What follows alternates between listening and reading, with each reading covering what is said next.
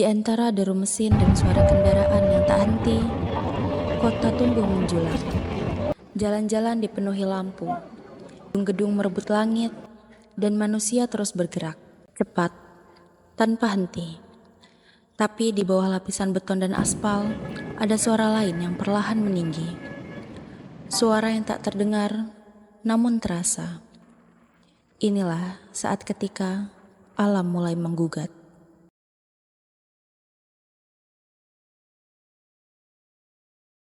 Di Semarang, pembangunan berjalan cepat. Gedung-gedung menjulang, jalan-jalan diperlebar. Tapi di tengah itu semua, ada yang perlahan menghilang. Ruang napas kota. Di bawah aspal dan beton, alam bergolak. Banjir menjadi biasa, udara menjadi panas, dan rob menjadi bagian dari ritme harian. Kita membangun kota demi pertumbuhan, tapi mengorbankan ruang hidup yang lestari. Tak jauh dari kota yang sibuk, alam berbicara dengan cara yang berbeda. Di ujung utara, tempat daratan bertemu laut, perubahan terasa lebih nyata. Bukan gedung yang tumbuh, melainkan air laut yang naik. Bukan jalan yang dilebarkan, melainkan tanah yang perlahan menghilang. Lah dulu karena niku pelatarannya laut itu kan sejak pelatarannya kan sejak cetek. Nah ini dikasih itu bambu atau jeru. Biasanya banyak ikan atau banyak yang besar-besar itu biasanya mabani kan di cetak-cetak sekitar 1,5 meter. Di Sayung, tanah turun dan air laut naik. Tapi yang sebenarnya runtuh adalah kesadaran kita. Tambak sekarang sudah tidak ada tambak. Semua kena abrasi laut, semua sudah jadi lautan. Saya kira nggak, itu warga itu kan orang kecil kan. Cuman nunggu info dari Kades atau apa, tapi ternyata kelihatannya enggak, sama sekali tidak melangkah gitu. Untuk resahnya warga. Kok saya lihat kok diem seenaknya kayak gini loh. Padahal semua sudah pada resah warga. Betul. Kita sibuk menatap layar saat garis pantai bergeser pelan. Kita sibuk menghitung untung saat rumah demi rumah berubah menjadi dermaga. Anak-anak tak lagi bermain di halaman karena halaman telah menjadi kolam. Sawah berubah menjadi tambak, lalu tambak pun perlahan menjadi laut. Sebelum pengajian Isra Mi'raj itu baru tak urut gini lagi. Alhamdulillah sampai sekarang itu.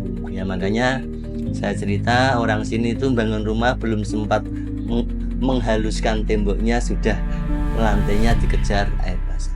Gitu Mbak.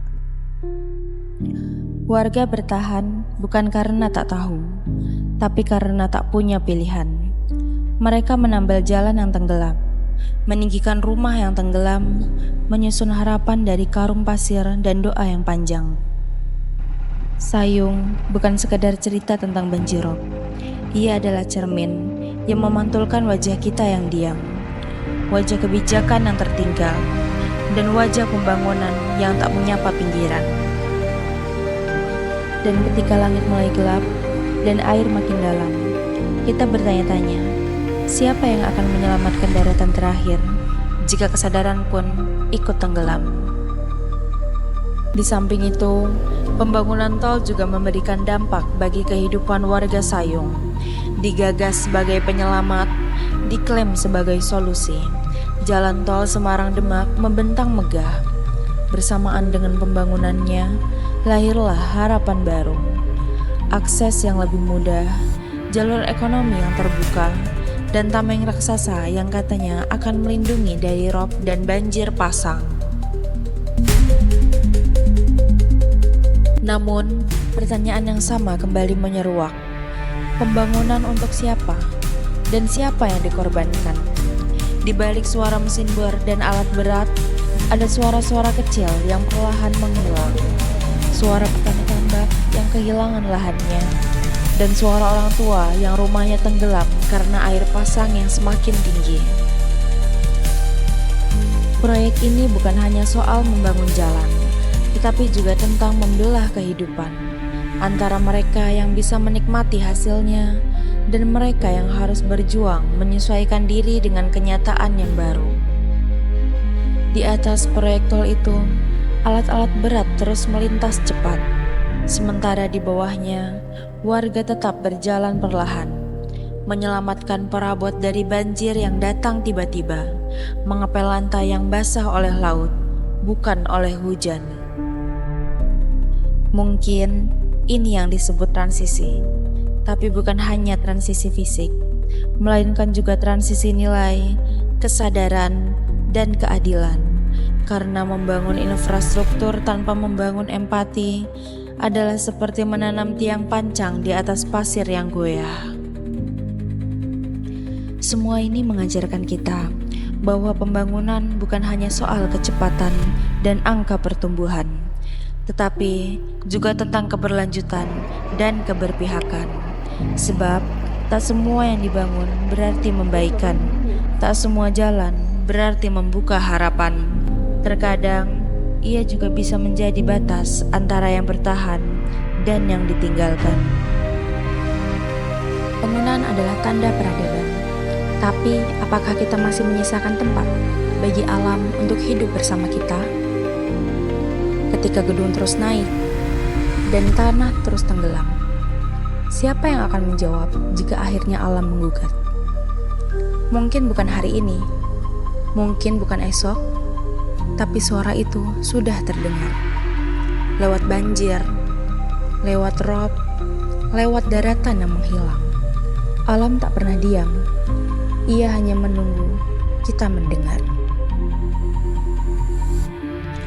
Laut tidak pernah berniat marah, tapi manusia terlalu sering lupa. Tanah bukan cuma tempat berpijak, tetapi juga tempat berjanji.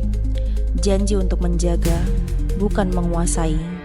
Janji untuk hidup berdampingan, bukan saling menenggelamkan. Namun, janji itu mulai pudar. Mungkin masih ada waktu untuk mendengar bisikan angin sebelum ia berubah menjadi badai. Untuk melihat retakan tanah sebelum ia pecah sepenuhnya. Untuk memilih berdamai, bukan menantang.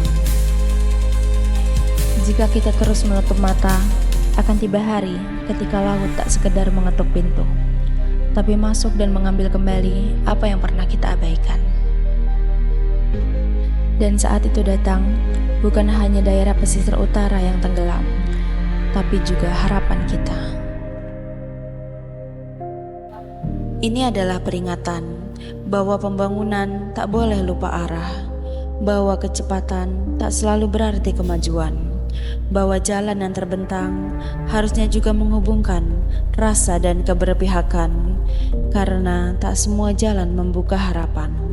Kadang ia justru menjadi batas antara mereka yang ditinggikan dan mereka yang semakin terpinggirkan.